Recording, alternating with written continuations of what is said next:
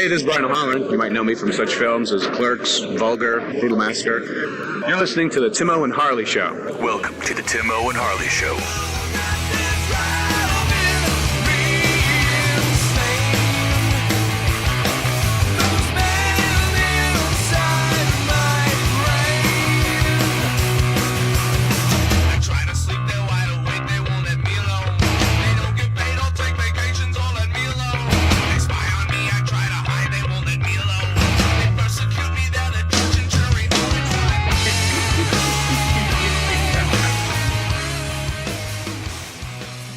Thank you for listening to the Tim-O and Harley Show. I am Tim-O. Over there is my partner in mind crime, Mr. Ben Harley. Say hello, Harley. What is happening, people? Ben Hellraising Harley. How the hell are you? Tim, good, buddy. How are you? Not too bad. Happy Thanksgiving. Gobble, gobble. Gobble, gobble, brother. Yeah. Happy Thanksgiving to you, too. Yeah. We've got as you're listening to this in the Space-Time Continuum, it is Thanksgiving this week. Yes. My band Fragile Porcelain Mice, don't call me Ultraman, has our annual Turkey Day Thanksgiving show. Extravaganza, yeah. Yes, with Nihilate, as it tends to be with Nihilate. I think we did a show with Bent one year, but most of the time we do this with Nihilate. And our good pal Brian Mary's super group. Super group. Nice. Fuse 12. Fuse 12 nice. is going to be rocking too, so should be a pretty good time as long as we play well. Ben Harley, members of Fragile Porcelain Mice all have a lot of shit going on that we didn't plan on or expect to be happening. So, we might just have to fake it. It's might have to roll through the show and kind of do the best we can, I guess. But we are looking forward to seeing everybody, though. And all that. So, and then you guys will do fine. I hope so. I hope so. And then I am going to probably hide from humanity for a little while through the weekend. People really don't know this, but after Thanksgiving, I literally go hermit. And for me, going hermit out of normal, it's hermity, really hermity. You know, seriously, like the family, they go and they do something for Thanksgiving, and I just recharge my batteries. Yeah, literally just sit there and I can't do anything. I do stuff around the house. Sure. I do things like that, like get high, eat pizza, do things like that. You know, so a lot of things that need to be done around the house. I do. Exactly. Watching football. Movies. Yeah, things like that. But I'll tell you what, though, by the time Thanksgiving rolls around, I need it bad. Yeah. I need it really bad because I am not the most social person in the world. And I gotta be really social and be really cool. And it's not that I don't like people. It's just a lot of people in bursts, you know, and it's hard because I always feel like I never give everybody enough time. And it's just difficult for me. It's hard to deal with. A, it's hard for me to deal with that part of it. B, it's just hard to give people any kind of social, anything social out of me is kind of tough sometimes. You know? Right. You Coming from the hermit. That's right. You know, when I shut it down, it's shut down. So, you know. That's all right. Well, we got that going this week, Ben. I know a lot of people have their turkey lurkey stuff going on, and it's really good. You know, one thing that my family, unfortunately, doesn't do this anymore, but my favorite holiday with family was Thanksgiving, believe it or not, over the years. And I haven't had a family Thanksgiving in, I think, 20 years or something like that, only because we always played a show. Well, Fragile Porcelain Mice always played a show on Thanksgiving. Sure. And when we were younger and our crowd was younger, that was great. Oh my God. You want to talk about gobs of people? It was awesome. Oh yeah. And as we've all gotten older, the night before is easier on everyone in our crowd and us included. But I never got to go to our family's Thanksgiving because I was always working. And as soon as I quit Fragile Porcelain Mice for a year or two, and we had a couple of years we didn't do it. I mean, only a few out of the whole time we've been in a band. Did we skip it? And the few when we started was when I was able to skip it for the first time was the year my family quit doing Thanksgiving, like a big family Thanksgiving, not just my mom and dad. I mean, like my aunts and uncles and stuff like that. Okay, but it was my favorite. Good food, not any good people. Yeah, it was. Well, you know, sometimes Christmas can be awkward. Yeah. You're giving gifts and it's kind of structured. I don't like a structured party at all. I never go to the convention parties because they're structured. You have to either wear pajamas or I don't know, eat grilled cheese or do something bizarre. And I don't like to be told what to do. I want to sit, drink, and if I want to get up and do something silly, like pull my pants down, I just want to do it. You ain't telling me when. Or when to put them back up for the love of Pete. So anyway, that's enough cranky. Thanksgiving crankiness, I'm telling you. Thanksgiving's fun though. Yeah, you're right. Good food. That was always my favorite eating holiday. Oh, absolutely. You know, and I like to eat, Tim. Oh, yeah. Yeah. OD on some tryptophan. Yeah. But no, it's good. It's always good to see. You know, a lot of times I would be the only time I'd see certain relatives. Right. Some you might want to see, some you might not want to. That's the way it always goes. Yeah, you know. Yeah. I like people sometimes. You're better than me. You're way better than me. So yeah. All right, Ben Harley. I actually watched quite a few things this week, so I'm going to try to roll through them here. Let's see here. I'm going to try to pick this stuff out. I know where I'm going with this. All right. First up, Ben Harley. I went back. Now, I have been watching some sequels and things like that maybe I didn't like so much back when. Giving them another chance. Maybe I'm tired of seeing the movies that I know I like because they get old. Let's be frank about this. I mean, I do not understand how people love a movie and watch it once every other day or once a week or something. I don't get that. Oh yeah, it ruins it. It ruins all the fun. It's too much. Yeah. Yeah. So I go back and luckily I have a little bit of a library. Yeah, you do. That I can refer to. Plus Amazon Prime, which is just embarrassing big. Yeah. And Ben Harley doesn't have embarrassingly big things. He doesn't like embarrassingly big things, so he doesn't go there. No. So right. So on the Amazon Primes, watched Pumpkinhead 2. Oh, 2 Blood Wings. Okay. Yeah. Man, I can't. I know I've seen it, but I can't really refresh me, Tim. Okay, what's the one with Amy Dolan's in it? Okay. The daughter of the monkeys person. Mickey Dolan. Yeah. Mickey Dolan. Don't you say the monkeys. Andrew Robinson. You know who Mickey Dolan is. Andrew Robinson from Hellraiser. Okay. Soleil or whatever, Moon Fry, Punky Brewster. Oh, yeah. Is in this one. And of course, we can't have a horror film without having the brother of Bill, Roger Clinton. Oh, yeah.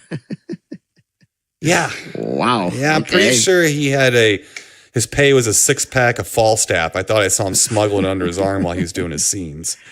This is a shit boring movie.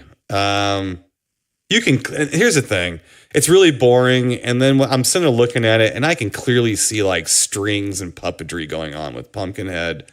Yeah. It's just bad. It's really bad. I don't like it. It wasn't made. I just can't remember horribly. even the premise even of it. I don't know. It's just a girl comes to live back in town with her dad, Brewster? who's the sheriff. No, it was Amy Dolan's. Punky Brewster is like a friend. Okay. Like one of the gang type of chick. Godly, man, she was hot. Wow. Yeah, she was. I mean, and just bubbly and curvy. And I know she got a reduction of some sort. And I hope that was for health reasons. Because don't do it for Hollywood, trust me. Because dudes were like, hey, come over here. Oh yeah, not Hollywood. Oh boy, here we go. I'm gonna get sued now for harassment. Yeah, you are. Let's see here. No, it's just boring, and it's just you can clearly see the strings. It's just I don't know. Anyway. Yeah, it's Amy Dolan's. I don't know if I even finished. Her dad's a sheriff, and I think her dad is from the area. And she gets mixed up with these kids who are punks, and the punks go and they set fire to the old witch's house that raises Pumpkinhead and stuff. Yeah, and they make you feel for Pumpkinhead because they say he's the the morphed monster body of a deformed, retarded child, if I can say those words anymore. It's just bad. Stick with the original. This is a straight monster movie with Lance Henriksen in it. Okay. I love the first one. I think the first one's great, but it's just, I do too. Just a monster movie. I know I've seen it, but man, it's been a long time. So part 2, you mean? Part due. Yeah, don't bother. It's not going to get you to Amazon Prime. If it does, I'm disowning you. Let's see here. Yeah, he finally made my decision for me. Yeah. Pumpkinhead. Let's see. Moving right along here, Ben Harley. Another movie that I did not like that I said, well, you know what? Let me go back and try to give this one a shot. Yeah. It is the 1992 Francis Ford Coppola film, Bram Stoker's Dracula. Yeah, you still cooking on that movie? Still hating on it too. Pretty hardcore. And I got to tell you something. I saw a couple things on Facebook. I do believe this went up on Amazon Prime as well. I got the Blu-ray of it for whatever fucked up reason. I got a Blu-ray of it. Oh, of course. I saw all these people going, oh yeah. Oh no, you know what? It was the anniversary. I did not know that, but it was like the something 25th or something anniversary of the movie coming out or some bullshit. Wow. And I saw people, and these are people I respect. And you know, I'm not going to not like people for their taste and stuff. It has nothing to do with that. But still, I was like, oh, it hurt. People are like, oh, man, what a great movie. I'm like, oh, seriously? Seriously? Really? What's great about it? The first 10 minutes are pretty great. I like the first 10 minutes. They're really good. You are easy. It's overblown. The only thing I like about it is with the exception of some blue lights coming out of the ground in a couple spots, which was in the novel. It seems weird, but it's all practical. My problem isn't it's all practical effect. Yeah. Of course, it was made in a day where almost everything was, but at the same time, it's like it reminds me of the natural born killers of horror films. It's like, could you quit throwing bullshit at my face? The only thing missing is 3D glasses. It's like edit, random thing. Here is a gargoyle. Here is a lightning strike. Here is eyeballs up in the sky. Just give me a fucking story. Just a fucking story. Anything. I'm just like, oh. And then they give you a story and it's a fucking romance. Oh, yeah. Yeah. And you're supposed to root for Dracula to get with her? I don't like Winona Ryder either. This is a problem. This is a huge problem. I do not like Winona Ryder.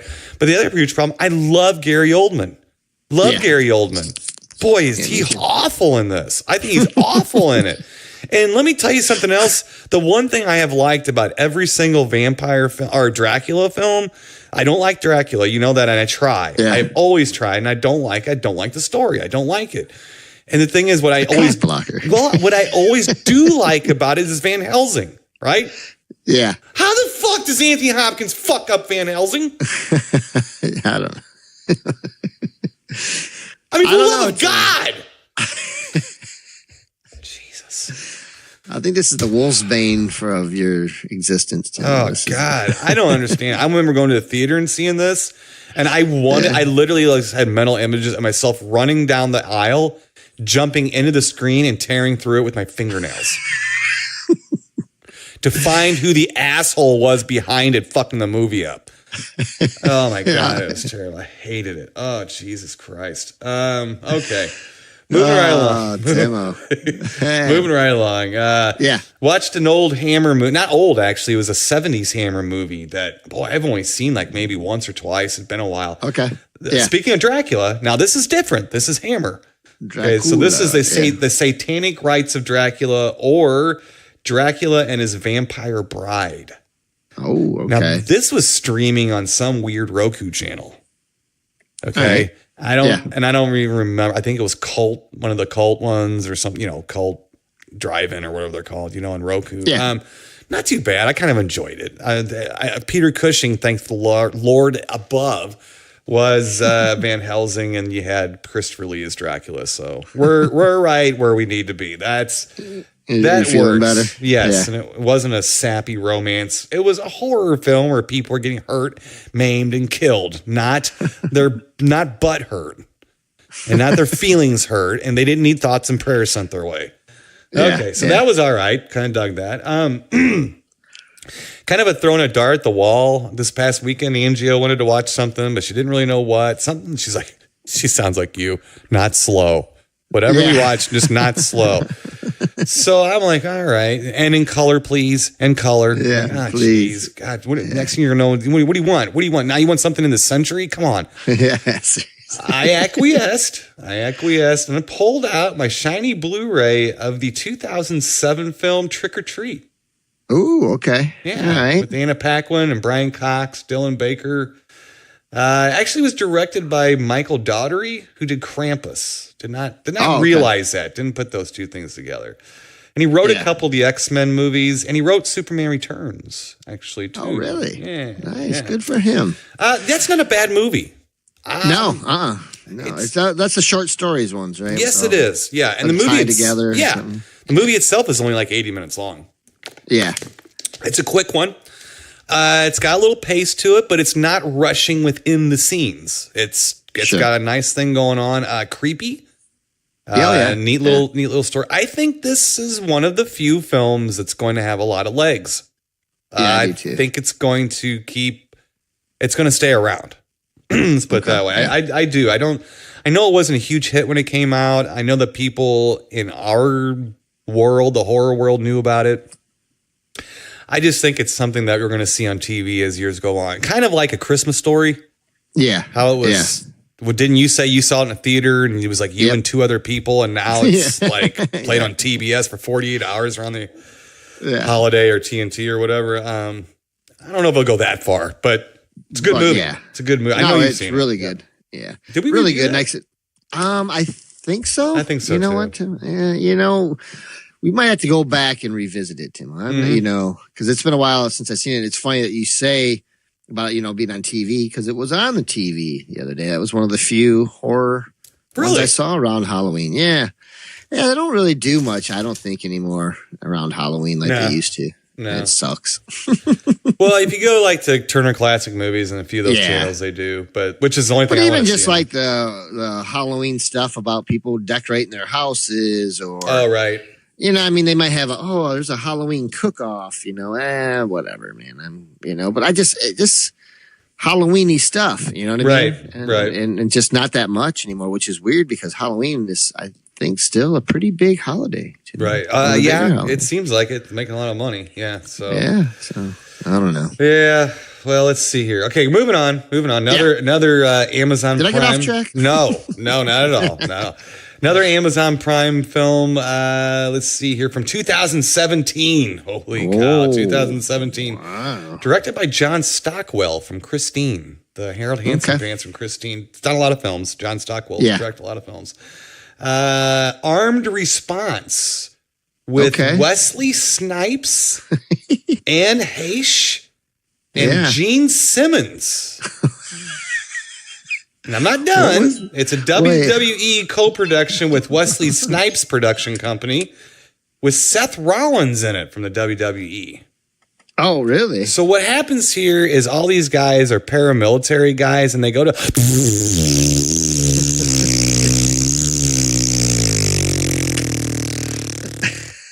Yeah.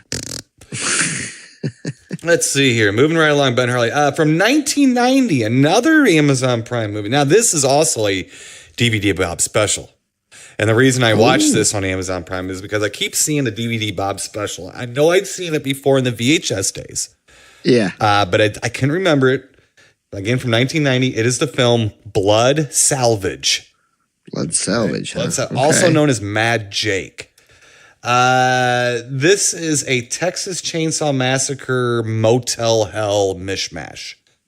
Complete mishmash of Motel Hell and Texas Chainsaw Massacre with the family. Sorry, I was trying to take that in. Sorry. Okay. It is. I mean, if you watch, holy shit, that's what it really is. It's Texas Chainsaw Massacre. With a little bit of Eaten Alive, the Tobe Hooper film thrown in, because the people at the Blood Salvage have a pet gator that doesn't help things for the victims very much.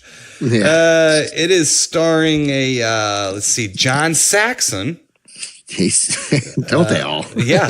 Ray Walston from My Favorite Martian. Really? Nice. Yeah. I like him. A fun cameo appearance by Evander Holyfield.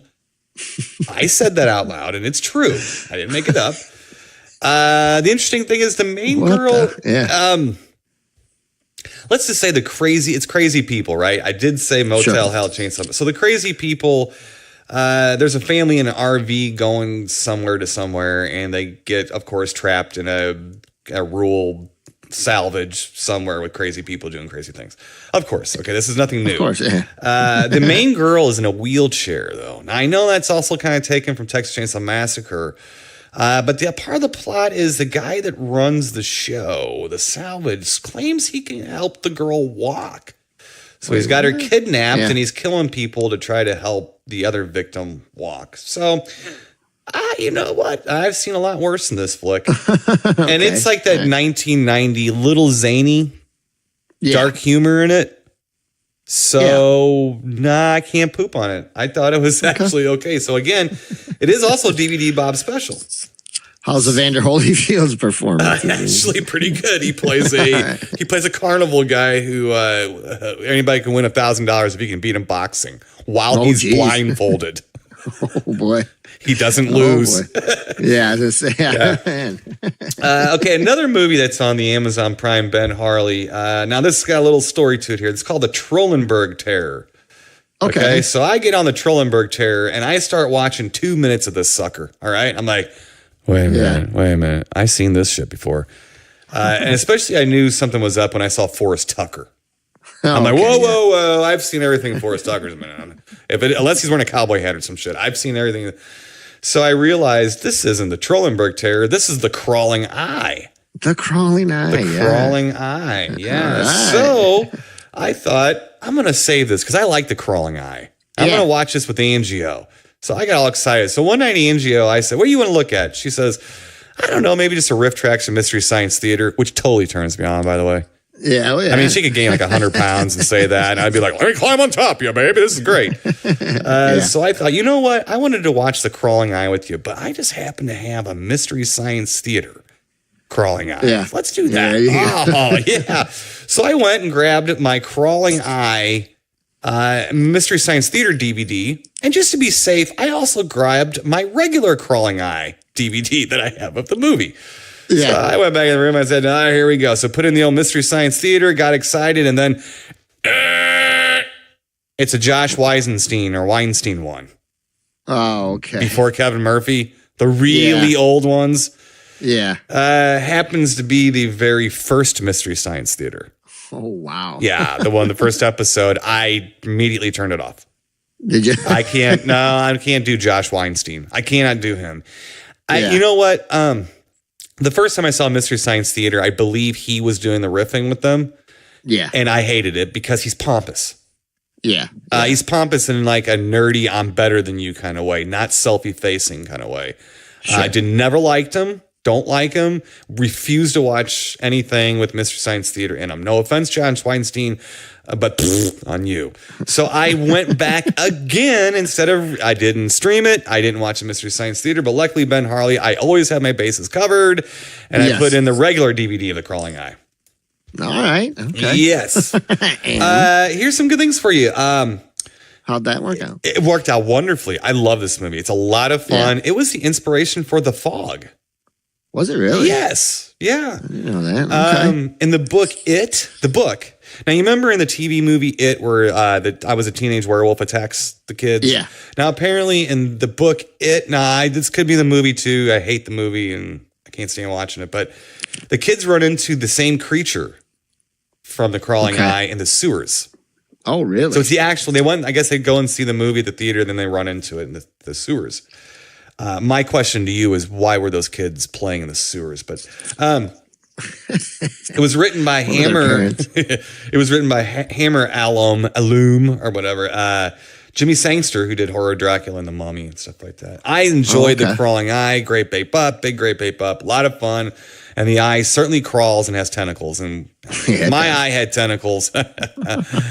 I'd find a way to make money out of that. Okay. Yeah. So last up, Ben Harley, and I knew you'd want to say something about this because I think I remember you telling me about this. Okay. Riff Tracks Live. Riff Tracks Live, Miami Connection. Yes. Yeah. And the short with Measuring Man. Measuring Man, yeah. Doggy. This is a good one. This is a good one. Main thing I kind of wanted to bring up about this is that, I don't know if you remember or not, but they announced, like during their live performance, they announced an upcoming live performance of Santa and the Ice Cream Bunny Yeah, that's right. Yep. with Jack and the Beanstalk, not Thumbelina. It was a different really? edit. They found a widescreen print of it, and they actually made a new transfer of that movie in widescreen and high def, but with a different cut. I guess it's the director's cut, because instead of Thumbelina, it's got Jack and the Beanstalk in it. Jeez. Yeah. That's the craziest one ever. Yeah, but I'm gonna have to track that one down. Yeah, for sure. That one I'm gonna have to track down. I might actually spend a little cash on that one if I can find it. Yeah. The Miami Connection, though. What'd you think of that? Wow. Yeah. Yeah, that's funny because that's the one I mentioned to you, that the actual guy that was in the main character in the film was actually watching it with them. Yes. Or watching it that night. Yeah, he was out in the audience. He was pretty animated when he was out there. I saw some crowd shots and he was like acting out the movie with it. So, yeah. Even with the riffing, he was still proud of his baby. Oh my goodness, yeah. You know what? He did a fine air guitar performance. He sure too, in did. his band. What was the band called too? Dragon Sound? Dragon Sound. Yeah. A lot of kung fu martial art rock in there. And even the guys they that rock, kind all of, right. oh yeah, they rock. I was waiting for the Hall & Oates reference, all I can tell you. There's a lot of Hall & Oates hair going on. Yeah, there is. Yeah, for sure. Yeah. I gotta tell you something, the little honey in that movie though, Yeah. I'd ask her out on a date. Yeah. Oh yeah. I really would. Not anymore. I wouldn't. I wouldn't. But at one time, I would have. Yes, yeah, I would have, and I would have.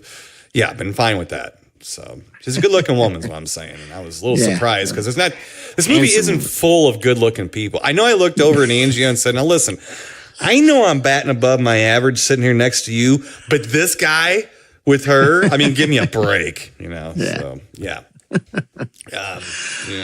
Yeah. That's a good one though. I had a lot of fun watching that one. It's really good, and there's some bad 80s stuff in there. Oh, It was bad for any decade in that piece of shit. So, Yeah. What you got, Ben Harley? You got some stuff for me? Well, yeah, Tim-O, you know what? I didn't get to watch a whole heck of a lot. I've been watching a lot of hockey lately. Which, Okay. Was kind of like a horror show because it would start off real nice, and calm and everything would be good. And then all of a sudden, right at the end, now hell would break loose. Right. So, yeah. But no, my Devils are actually back on track too. So we're good. They're okay. Even though them stinking St. Louis Blues had to beat up on them. Yeah, I heard me. That's okay though. That happens though. Yeah. It builds character, they say. I guess so. Yeah. Sure. I do have a lot of movies on deck though that I will be getting back to you guys about for sure. But a couple things I was able to lay my beady eyes on. This is a movie I know you know a little bit about, Tim-O. This is the second time I've watched this film, and it is called Lincoln.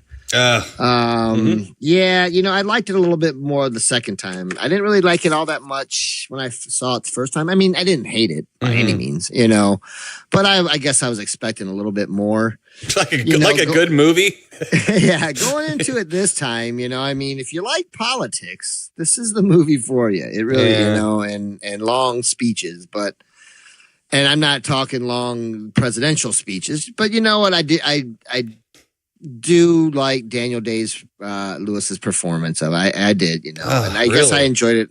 Yeah, it's okay. I mean, I didn't like said the first time I saw it. I was okay with it, I guess. But this time I enjoyed it a little bit more. I'm not going to say I'm going to go back really and try to watch it a third time. I think I've seen it enough. You know what I mean? So there's that. It's okay. You know what I mean?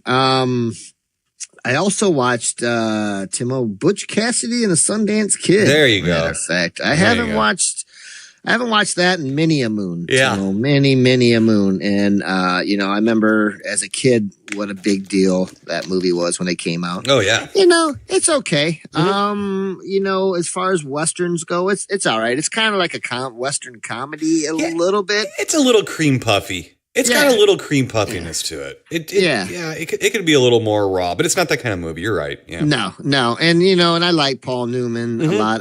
Robert Redford, I'm okay with here and there, but I think he's good in this movie. I think they're both really good. They play off each other pretty well. So it was kind of good to go back and watch. Like I said, I haven't seen it in long time. Right. Many moon, Timmy. Yeah, it's been a while for me too. Moon. Yeah. So, but not bad.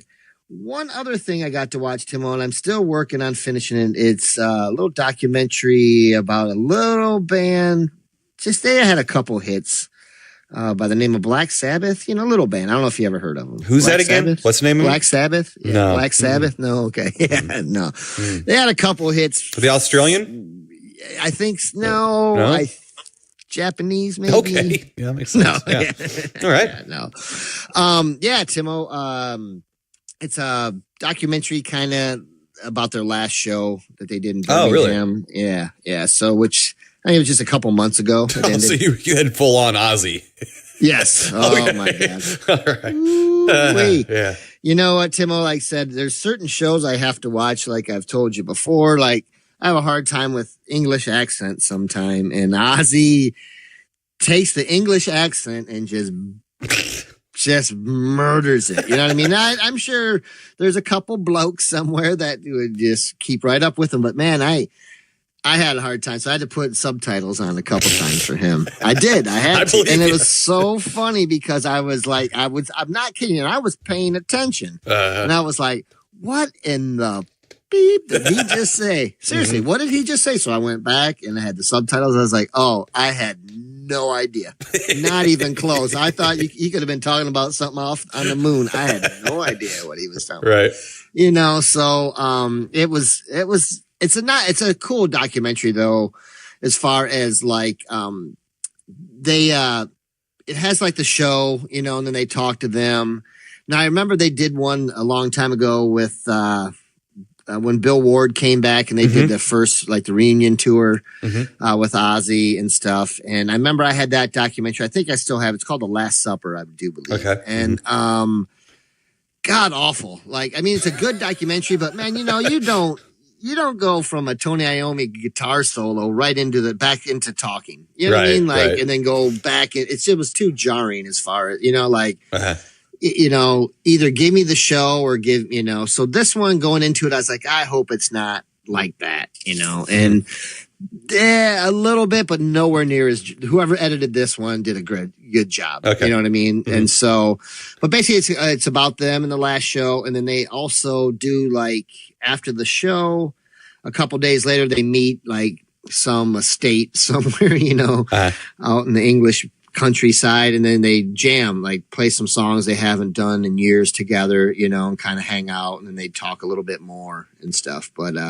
yeah, no Bill Ward, no Bill Ward on the Skins, yeah, you know. But we have Geezer.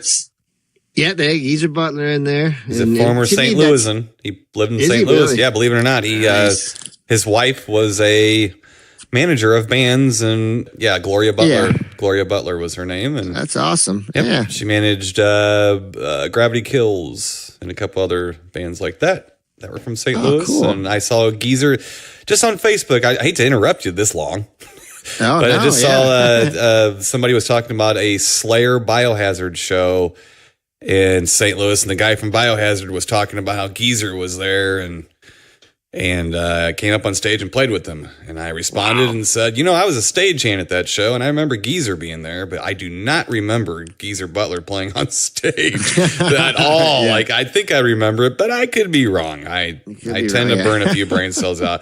But it was weird, too, because, I mean, like, you got this great metal show going on in front of you. And this was probably 94, something like that. You got this great metal show going on, and Geezer Butler walks in the place. And he was the stage. Yeah. And people just turned around and looked, and they're like, oh my God, it's Geezer Butler. And the fact that a whole room of about 1,200 people could recognize Geezer Butler walking into a crowded room.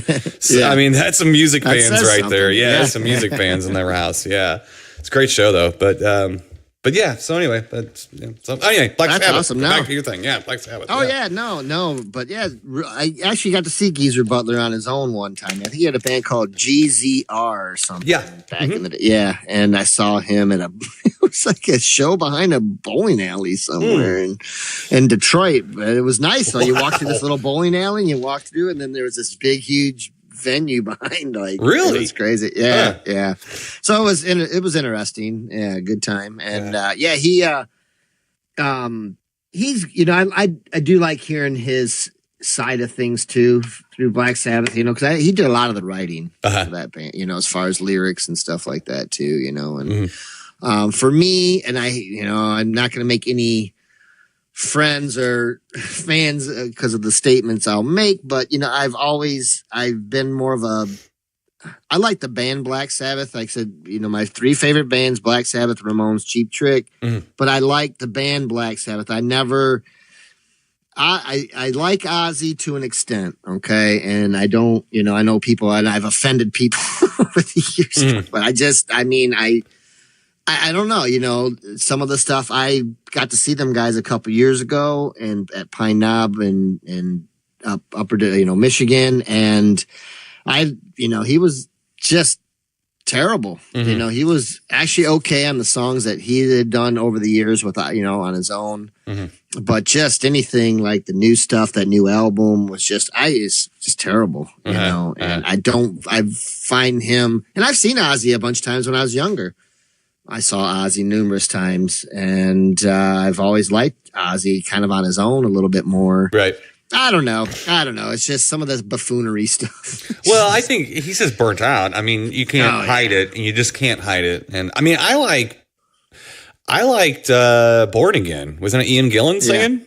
Yep. Oh yeah. I don't disagree with you totally. I mean, but Born Again's a different record. Yeah. That's a totally different sounding record. But I just think it's a cool record.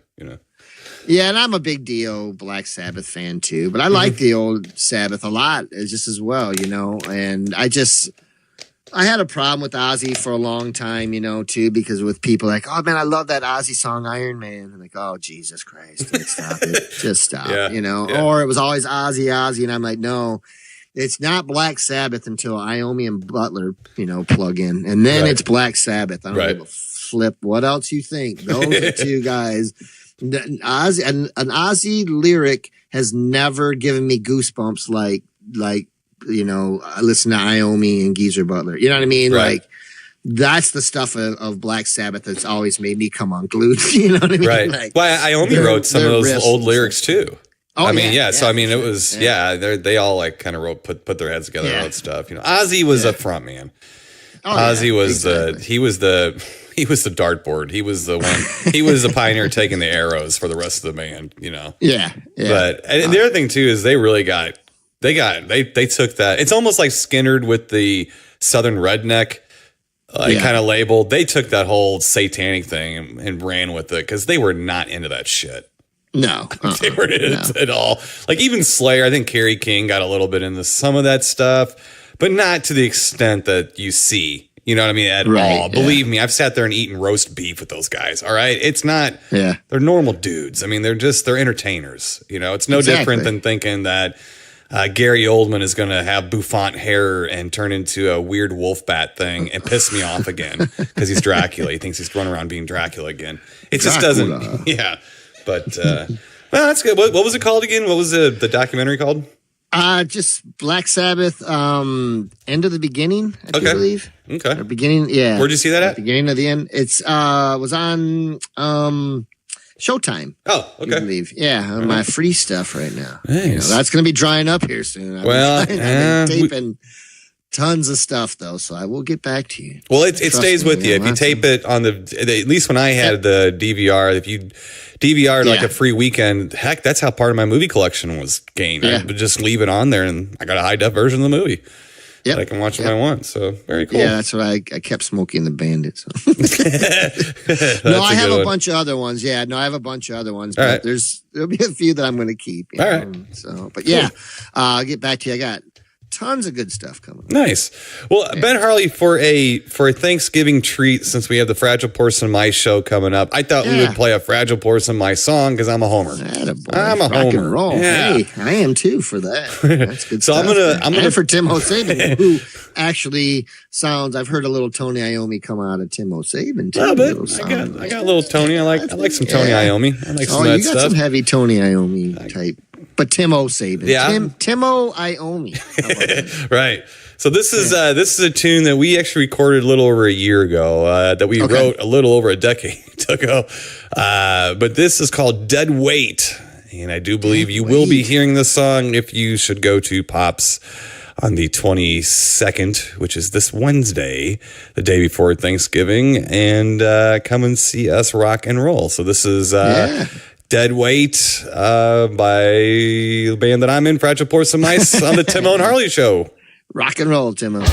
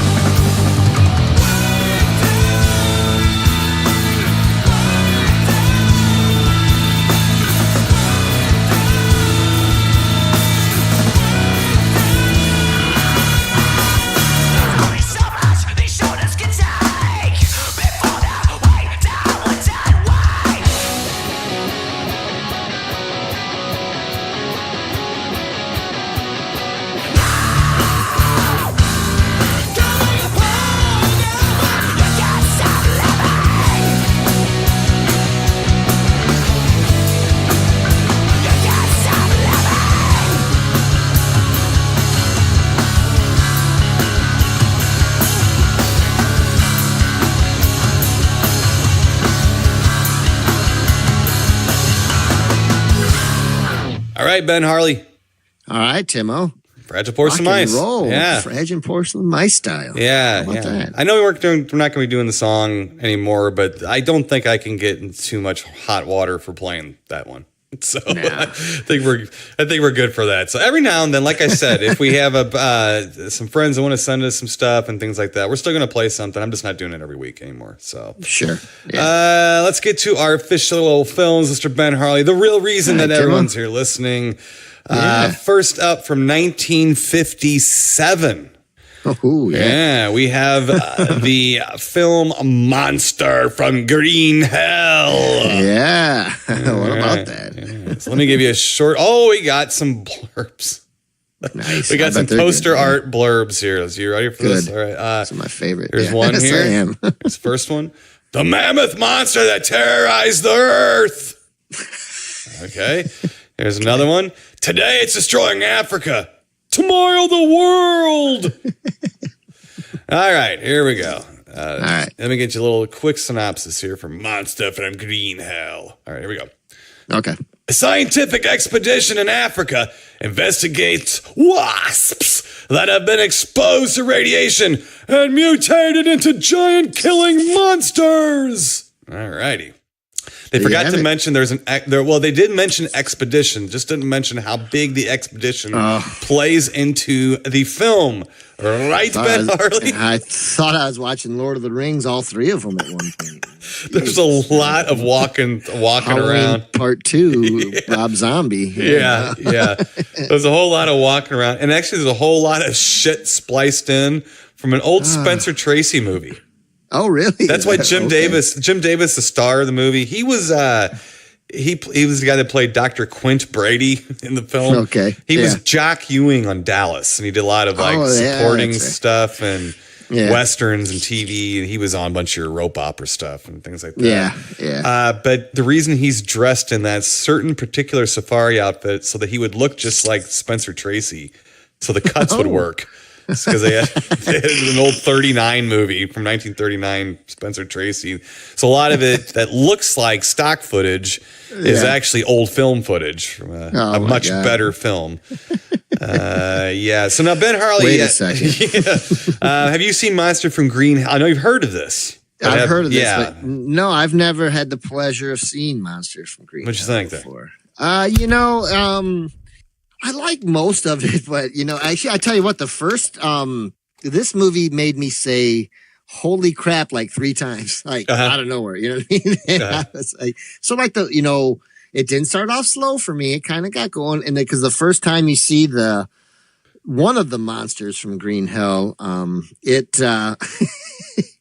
was kind of shocking. It made me say, holy crap, like, holy crap. Yeah. And I got a kick out of it. And I was like, okay, now, man, we're on to something. Why haven't I seen this before? Man, I'm kicking myself. And then the walking started. And it just, there is a lot of that stuff, and I understand the jungle is a bad place to be.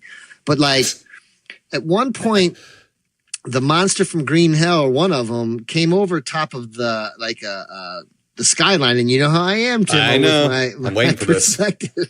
Yep. And it looked the size of Godzilla. I was like, holy crap, that thing is humongous. No, it's not even a quarter of that big, I don't think, when it comes down to it. But, they do run into some, I did like the part, like they run into some natives, and that made me say, holy crap too, because when they came over the hill, over the horizon, I've never seen so many natives in my life. It was like, that was crazy. And I've seen a lot of old jungle flicks, Tim-O, and stuff. But that actually was pretty crazy. And I liked how they fended themselves off from, they started a brush fire. Right. I was like, there was some really cool stuff that I did enjoy, but man, the walking. There's a lot of padding going on, with the movie. So the payoff just wasn't quite enough for me on, for all the walking. I just thought that maybe they could have gotten attacked a few more times, because at first I thought, man, this, when I first saw the monster from Green Hell or one of them, I was like, wow, that's pretty cool looking, pretty intense looking. Right. And then you didn't see it that much anymore. Right. I don't know. A couple things that, how I watch a movie. The characters are giving some important dialogue, and I'm noticing a bird fly through a window outside somewhere. Let's see. The devastated village where the wasps attack the village, like the whole village, they devastate that whole village. And then like the characters, they come up to all the carnage. Was the guy trying to escape from his hut out of the roof? Did you see the guy hanging out of the roof of the... I was like, well, that was kind of a nice touch, albeit a bit odd. I'm not really sure what happened to that guy. I'm pretty sure, of course, there was a bunch of native manservants carrying around all the gear for the rich people. That thing. And I will tell you one thing: it took at least 2 of those native servants to lug the cartons of cigarettes around. Pretty damn sure. The movie is 1 hour and 10 minutes long, or 12 minutes long, and it forced me to smoke 2 extra cigarettes while we were watching it. I looked up at Angie. I said, "We're going to have a cigarette." Jim Davis is not lapping me that many times smoking. I'm tough too, I'm tough too, And also, once again, Ben Harley, I just want to say this. I just love the, quote, computers of the 1950s. Every time, I'm pretty sure that computer from that movie, they borrowed that for Exorcist 3 Legion. They might have. Yeah. They hooked it up to Brad Dourif's head. Yeah. So those are some fun little parts. And again, like I said, part of this movie, I'd say about a fifth of the film is stuff from Spencer and I can't remember the name of the movie, but it was a Spencer Tracy movie from like 39 or something like that. This film was directed by Kenneth G. Crane, who is responsible for The Manster. Oh, okay. Yeah. Ooh, yeah. Wow. And it was filmed in LA. So when you saw like the actual characters with the different film stock, they're walking around like a park in LA somewhere. So that happened. I agree. There's a hell of a lot there's way too much walking through the jungle shit, way too much of the weird stock footage, but I gotta admit they did better. He had better use of the stock footage than Ed Wood ever did in a film. So it wasn't that bad, and they did try to kind of mix it. I had fun with this movie. I thought it was fine. It was only an hour and 12 minutes long. There was a little bit of walking around, but quite frankly, it bothered me more in Man Beast than it did in this movie. Yeah. And I actually enjoyed both films. I actually enjoyed this one a little bit more. I thought it was a little bit more fun. And let me tell you something. When you saw those wasps gliding across the countryside, they looked nervous. Boy, did they look nervous, man. Them wings were jittering to and fro. I'm telling you right now. I'm just going to give this one a fun grape ape. Grape ape up. Okay, yeah. I enjoyed it. I had fun watching it. So for that alone, I had fun. And sure. And it's definitely the movie is definitely addicted to nicotine. That's for sure. A lot of smoking going on, and it did start good. And a lot of these movies don't start good, so it started good. And I did like the monsters; they were fun. So anyway, Grape Ape Up. What you gonna do? I'm gonna just give it a very mild Grape Ape Up. I did enjoy though. There was a few parts though. Like I said, it really did literally make me say holy crap out loud. Right. And I was having fun. Mm-hmm. But I just, I just think some of it is, I needed more green hell. It's okay. And I liked that too. And they were, the one guy, came up, he's like, yeah, green hell, and I was like, oh, so there's a place called Green Hell? Is that what that, so I don't know. I was excited, but, I don't know, Tim. I don't know. Yeah. So, all right. So just a real mild Grape Ape then?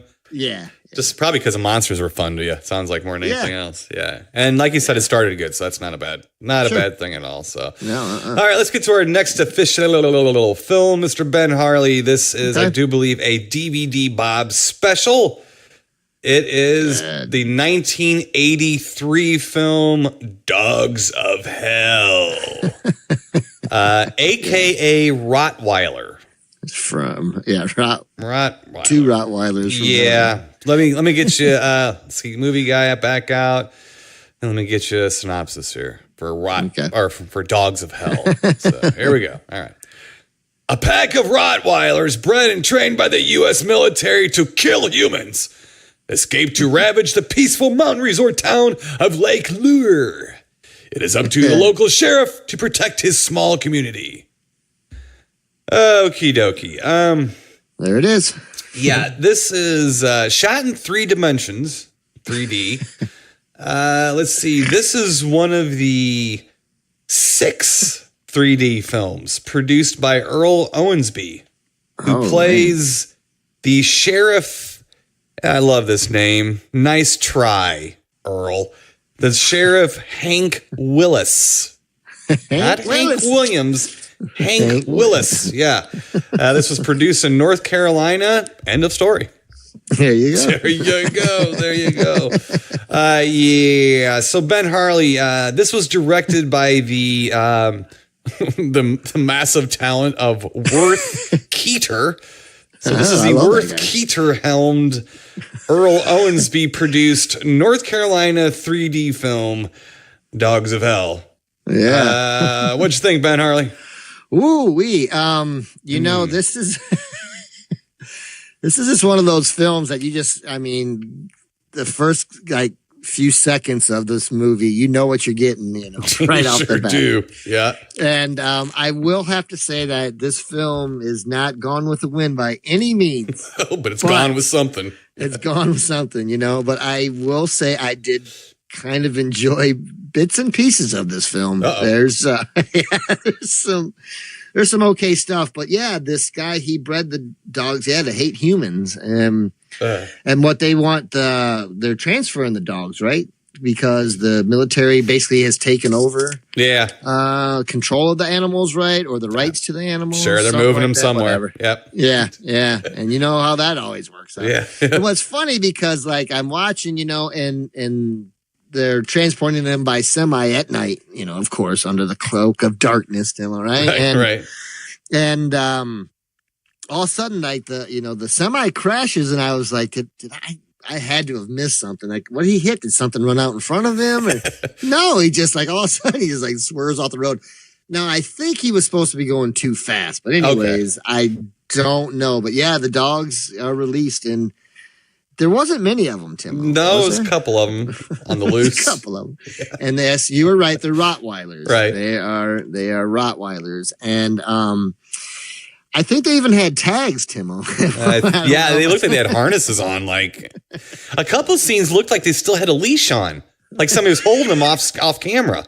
Yeah, didn't they? A little bit? I could have sworn. I'm probably right about that, by the way. No, you probably are. Yeah. But yes, so then they go on to the unsuspecting town, or what was it? What was the town called? Or I don't know. Lake. Yeah. Whatever. Lake Lure. Yeah. Lake Lure. Lake Lure. Yeah. Like fish and lure. Yeah. Yeah. So it basically goes on and attacks a bunch of very normal milk toasty saps. You know what I mean? So. Well, that's the thing too, because I look to interrupt you. I did get a kick out of the proto King of the Hill gang. They were hanging out on the bridge on the side of the road, just drinking the drinking beer gang. Clearly influenced by a cross from Welcome Back, Kotter and the Mad Foxes. Kind of looks like a band where it's a mix of members of ABBA and Dexy's Midnight Runners. Like one of those things. I think the only other thing I can say about this movie is mud wrestling. Oh yeah, I knew. It was funny because I was like, I thought about you, Tim-O, as I always do when I see girls mud wrestling or wrestling in general. And I've been fortunate enough lately to watch 2 movies, Stripes being one. Yes. And this movie, which I don't know if I'm lucky about this one. But it was funny because they just walked into that bar and I just got out of the corner of my eye. I was like, wait a second, was that a wrestling ring? And I'm like, and I kind of put it out of my mind for a minute, but no, sure enough. Lots of mud wrestling. Wrestling. Actually, the mud wrestling pretty much makes this the Wizard of Oz of elite government trained killer Rottweilers from hell movies.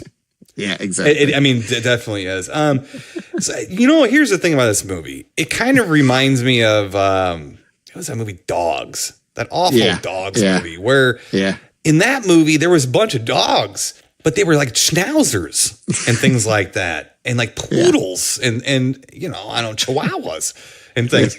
This movie, there's never more than 2 Rottweilers ever seen at once, and they are not seen hardly at all. Isn't there one scene where there's like a devastation of some campers or some bullshit? Yeah, and you never see a damn thing.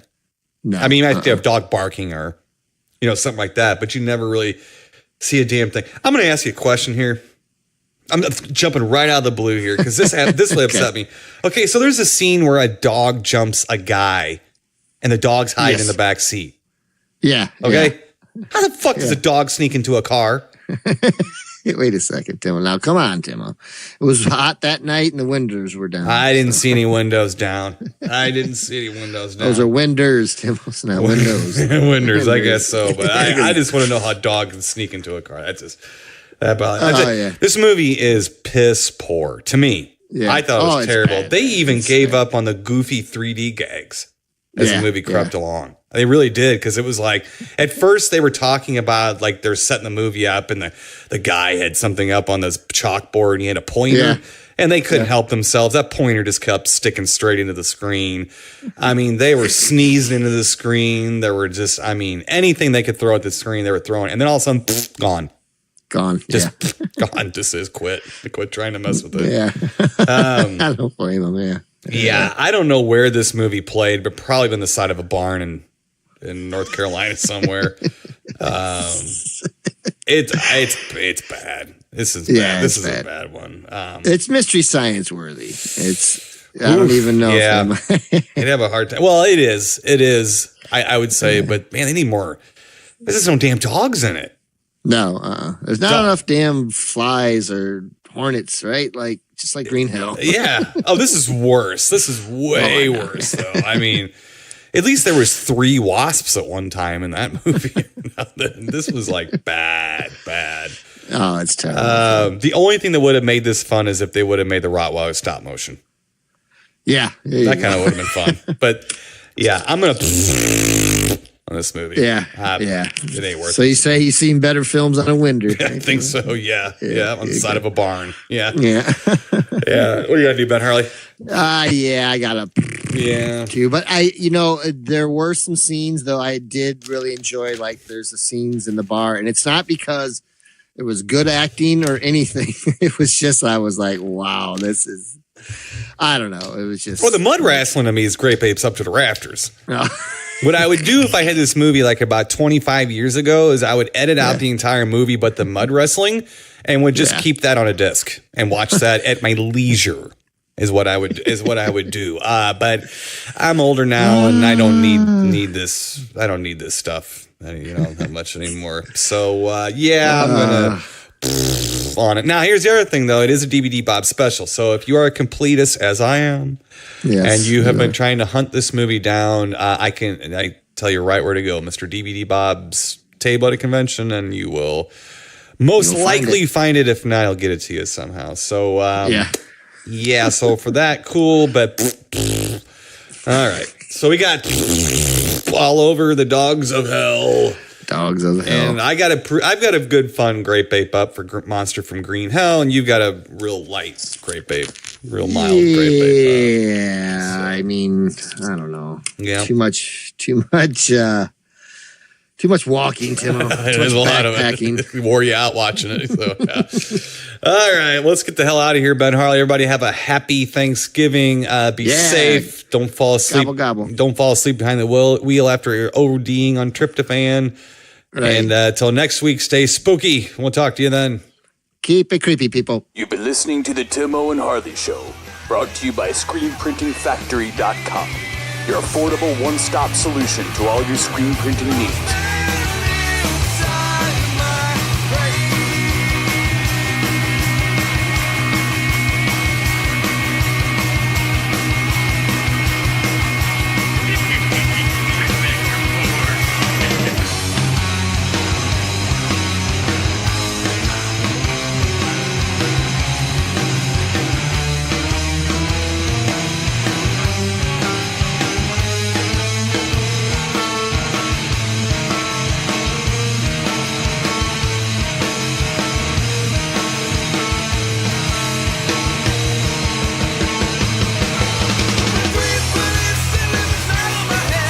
Three